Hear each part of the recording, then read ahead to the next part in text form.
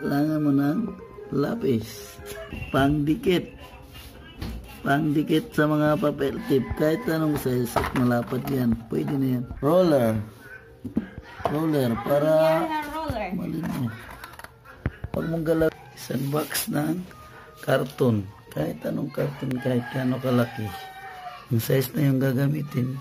Importante magkasya kung ano yung improvised homemade toy house para sa mga bata. Okay, bye-bye!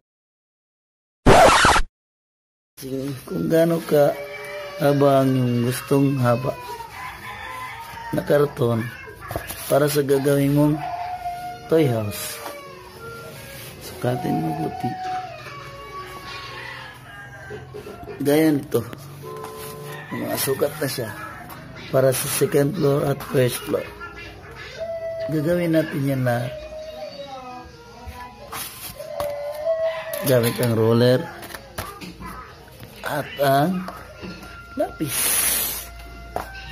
Yan na lahat. Packing tape. Sa kalabasan yan ay ito na siya. Gamit lang ang mga cycling materials. Bye-bye. Meanwhile, natin yung karton sa loob. Yung pangdikit. Ganyan. Para ipatong natin dito. Ito yan siya. Bigat.